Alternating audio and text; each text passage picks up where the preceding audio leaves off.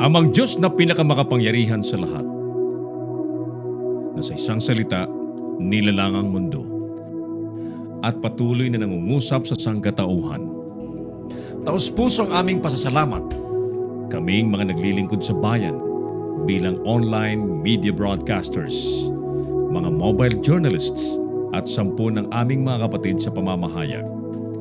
Pinupuri ka namin sa ipinagkaloob na malikhaing talino, kaalamang teknikal at kakayahang panaigin po ang katotohanan. Magtaglay po sana kami ng karunungan, matibay na integridad, malawak na pananaw at makatarungang mga desisyon sa aming mga tungkulin. Naway magsilbi po kaming tinig ng mga mahihina at hamon sa mga makapangyarihan, tagapaghatid ng kaalaman at kaliwanagan sa mga nagugulumihanan. Tulungan niyo po kami na magampanan ang aming mga propesyon sa pinakamataas na antas, lalo't higit sa panahon ng kasalatan, kakulangan ng oras at matinding kompetisyon. Patatagin niyo po kami laban sa mga tukso na sumang-ayon sa kung ano ang nakararami, maghaka-haka, makisama sa mali at ang magmadali. Tulungan niyo po kami, ang mga manonood, mga mambabasa, at mga taga-suporta na magampanan ng aming mga papel ng may talino at pangunawa ng ang katotohanan at kagandahan po ang manaig sa online media. Iniaalay po namin ang panalangin ito sa ngalan ni Jesus na tagapaghatid ng magandang balita, naghayag ng kanyang katotohanan at nag-alay ng kanyang sarili sa sanlibutan. Amen.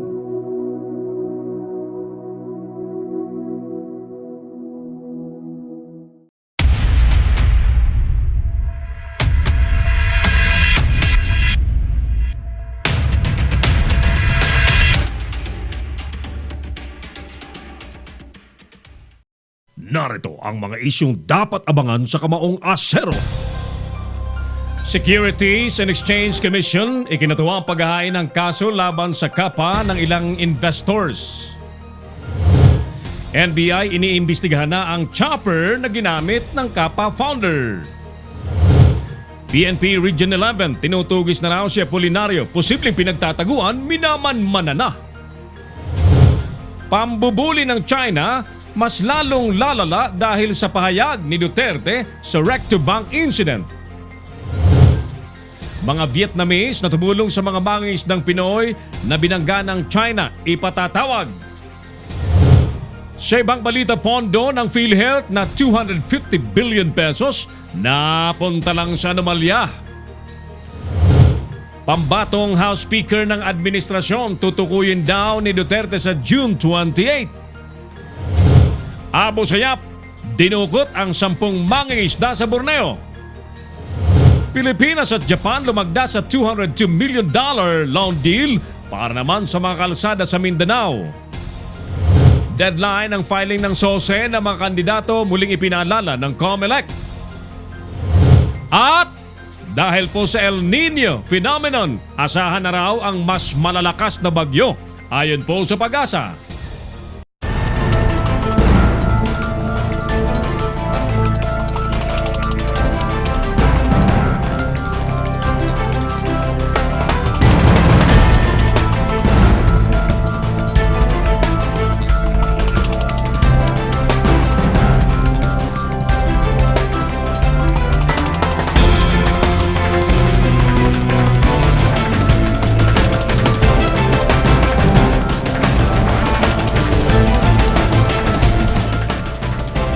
Live from the studios of Leader News Philippines, Errol Dakame of Kamaong Asero starts now!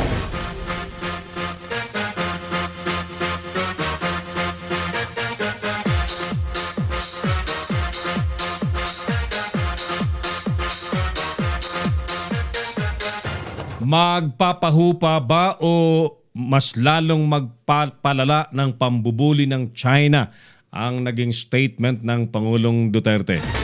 Ulitin natin ang ating survey question. Kayo po ang magsabi, kayo po ang nais naming marinig. Magpapahupa ba o mas lalong magpapalala ng pambubuli ng China ang naging statement ng Pangulo sa Rectobank incident. Magandang hapon po sa inyong lahat. Ako na po ito si Errol Lacame. Welcome po sa ating pandaigdigang broadcast ng Kamaong Asero sa Leader News Philippines. At ito po ay sabayang napapanood sa Pinoy Extreme Channel Television. Ang Pinoy Extreme Channel TV po ay nasa Signal Cable Channel 106, Sky Cable Channel 217, Cable Link Channel 59, Destiny Cable Channel 84, at sa mahigit 1,000 iba't iba pang mga cable companies nationwide. Once again, kapiling po natin ang buong pwersa po ng Leader News Philippines at ng Pinoy Extreme Channel. At syempre kasama natin sa iba't ibang lugar ang ating mga Leader News reporters. Handa na po tayong muling maglingkod sa sambay ng Pilipino dito po sa bansa at sa buong mundo. I really miss you. Yes, I miss you.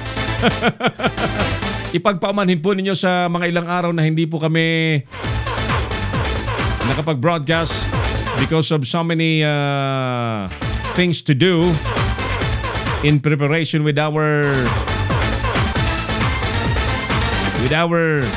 direction to grow.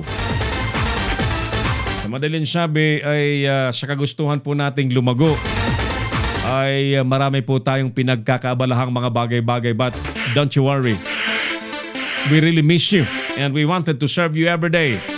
Ulitin natin ang ating survey question, mga kaibigan, mga suki. Magpapahupa ba o mas lalong magpapalala ng pambubuli po ng mga Chekwa?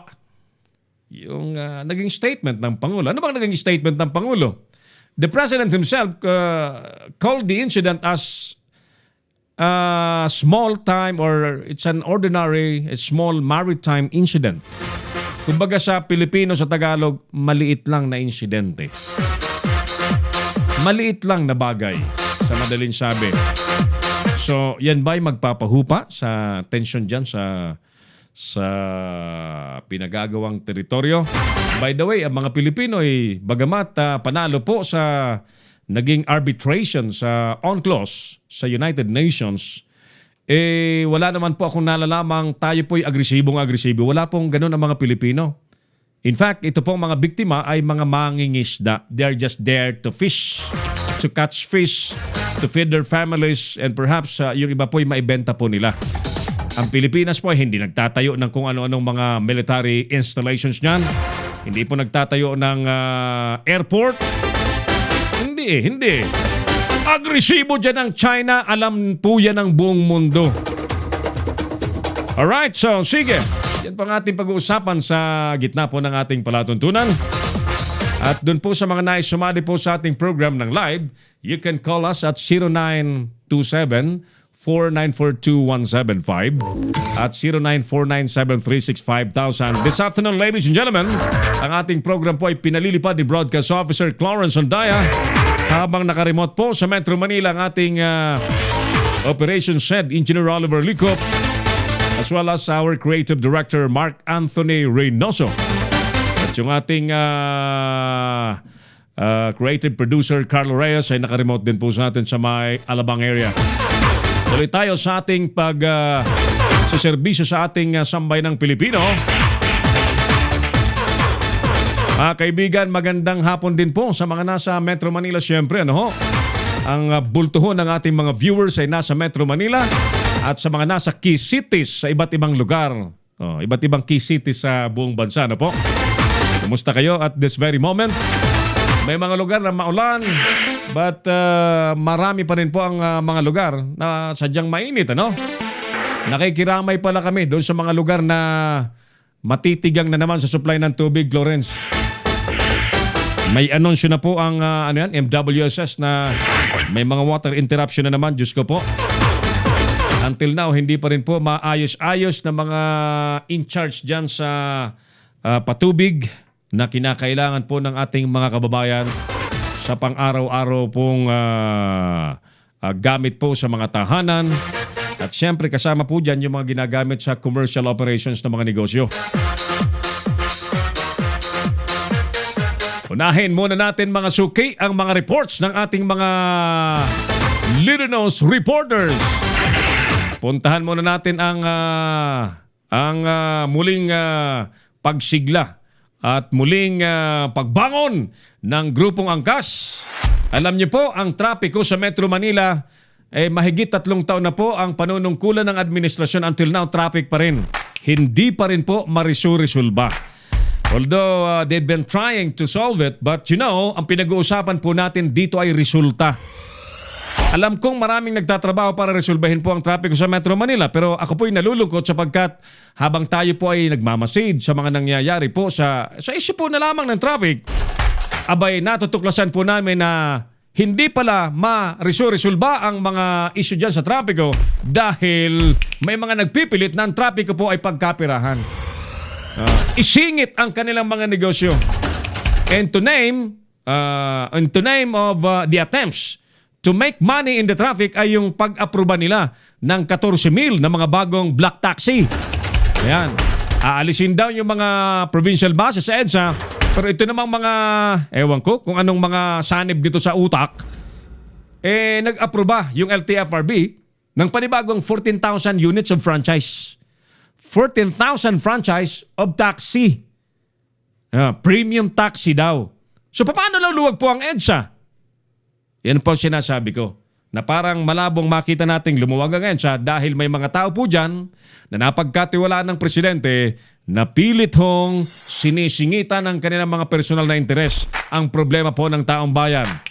Okay, so may pinuntahan po si Mike Francisco at partner Oliver Licop na paglulunsad ng motorcycle taxi ang Angkas. Alamin natin kung anong nangyari dyan sa relaunch na yan ng Angkas. Narito ang report, live report ni Mike Francisco. Yes, Mike. Magandang umaga po sa lahat po na nakikinig ng Kamao Ngasero, Leader News Philippines Premier Extreme Channel. Narito po tayo ngayon sa press conference ng Angkas kung saan meron silang pilot run na gagawin. Panoorin natin ang news na to. Ang kailangan natin siguraduhin is i-maintain natin yung desisyon ninyo to become Angkas riders. Daang-daang Angkas rider ang dumalo nitong nakaraang Webes para sa pilot run ng Angkas sa San Andres Complex, Manila. Sa pilot run na ito, makikilala ang tunay na Angkas rider hindi lamang sa helmet kundi na rin sa bago nitong vest na may ID at serial number ng bawat Angkas rider. Layunin din ng Angkas ang kaligtasan ng pasahero kung kaya may ID delay silang ibibigay sa kada sasakay sa kanilang rider at nakalagay dito ang mga paalalang pagkaligtasan ng bawat pasahero. Tinanong rin namin ng Angkas kung ano ang gagawin ng mga mamamayan kung may makita silang mga lumalabag sa batas trapiko na rider at safety ng pasahero nito. Feedback mechanism sa Facebook, so you can just put in the picture, plate number, tapos i-report nyo sa amin and we will make sure to take action. It's not, marami po kasing katulad ng sinabi ni David kanina, di ba?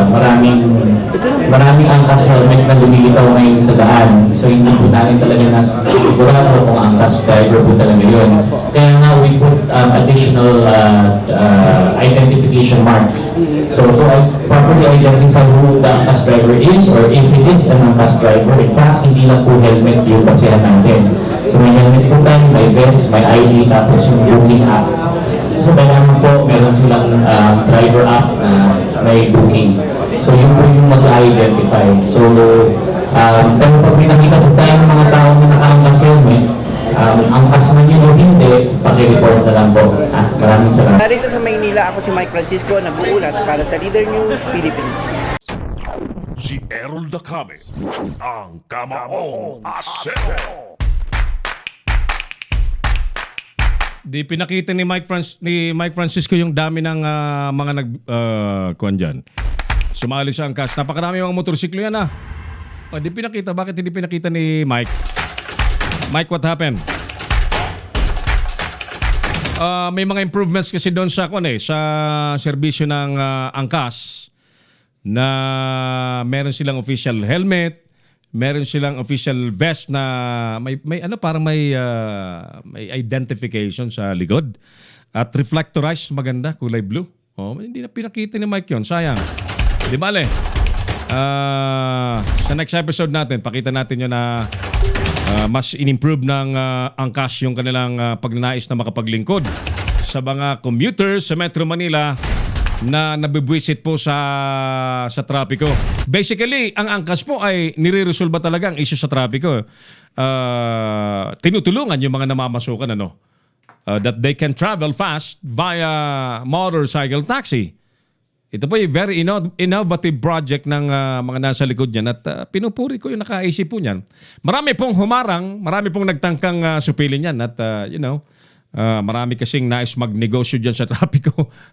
Tulad po ng sinasabi ko, yung mga ilang napagkatiwalaan po ng Pangulo, walang may pakitang resulta po dyan sa problema sa trapiko dahil nag-iisip po sila ng mga pagkakakitaan po nila. Yan po ang mabigat po dyan. Nakakalungkot. Mahigit 3 taon na po ang Duterte administration. Pinagtiwalaan po natin sila dyan. Pero simpleng trapiko, hindi pa rin po nila maayos-ayos. So how can they solve a more complicated issues? Kung yung trapikong nasa tungki ng mga ilong po nila, ay hindi po maayos-ayos. In fact, marami na pong pag-aaral ang nagsabi na dahil po sa napakasagwang lagay ng trapiko sa Metro Manila, bilyong-bilyong pera, business opportunities ang nasasayang po dyan. Yan po ang katotohanan po dyan. Butch Arcangel, magandang hapon dyan sa Caloocan City. Jan Garcia dyan sa Cavite, magandang hapon sa inyo and thank you for watching. Idol Bong Leonidas David, paring Bong David, nanonood po sa atin sa the Netherlands. Jay Del Monte dyan sa Quezon City ba si Jay? Jay, magandang hapon sa inyo dyan sa Quezon City at sa ilan pang mga kanina pa nakasilip sa ating palatuntunan. Thank you for joining us. Salamat po sa patuloy po ninyong pagtitiwala sa ating programa. Si Ace Publico nanonood din sa atin. Nakasilip sa ating program. Thank you, Ace. At sa mga dabarkats mo dyan na naka-standby sa ating palatuntunan. Ulitin natin yung ating survey question. Magpapahupa ba o mas lalong magpapalala sa pambubuli po ng mga inchik yung statement po ng Pangulong Duterte na malit lang na bagay? May mga nag-react nga, mga suki, na bakit? Naghihintay ba tayong may mga matudas na Pilipino bago tayo umaksyon ng medyo may angas din? But ladies and gentlemen, just what I'm saying, yung opinion po ninyo, ang nais po naming marinig. Ito ba'y magpapababa ng tensyon o magpapalala naman ng pambubuli? Diyan po sa pinagagawang West Philippine Sea, mga suki. Balikan ko po kayo. By the way, yung ating mga telepono dito sa studio, ulitin ko lamang 0927-4942-175 at 0949-736-5000. Sakaling nice pong tumawag ng live sa ating programa. At nice nating batiin close si Ma'am Patricia Madrigal, ang Chairperson and Chief Executive Officer ng The Madrigal Foundation, isa pong advocacy and charity organization na tumututok naman po sa welfare ng mga TODA. Alam niyo po yung mga nasa sektor ng TODA, Tricycle Operators Drivers Association, ay that's a very informal sector na halos wala pong wala pong katiyakan ang kabuhayan, di po ba? Kasi araw-araw papasada po sila. Pag nakapamasada ay may kita. Pag tigil, walang kita, At although there are government agencies that offers some benefits like yung SSS, ay inaalaw po silang magmiyembro po voluntarily, but it's really different when there is a focus group just like this Mamang Toda ni Ma'am Patricia. Ay kakaiba po ang serbisyong pwedeng maibigay sa mga nandiyan sa ganyan sector. Again, thank you Ma'am Patricia. Medyo mahaba-haba yung kwentuhan namin kanina through chat at may mga plano po tayong posibleng partnership ni Ma'am Patricia at ng Leadernos Philippines habang tayo po ay naghahanda sa paglaki ng Leadernos Philippines. which will become Leader Broadcasting Network International Corporation very, very soon. Balikan ko po kayo mga suki. Isip-isipin mo muna natin ha. Balikan ko po at habang tayo po ay naka-break, isipin niyo po kung magpapahupa ba o magpapalala sa pambubuli po ng China yung naging reaction po ng presidente doon sa nangyari po sa mga mangingisdang pinalubog ng mga Chequat iniwanan. Buti na lamang po may mga Vietnamese fishermen ang naka-rescue po sa kanila. So sige po, tayo po ay magpapatuloy pagkalipas ho lang ilang importanteng paalala. Magbabalik si Errol Nakame sa programa All Acero. Bring your business over 1 million TV or online. Reach your target customers anytime, anywhere. Your brand on TV or on the web. Get more customers and grow your business. Advertise now.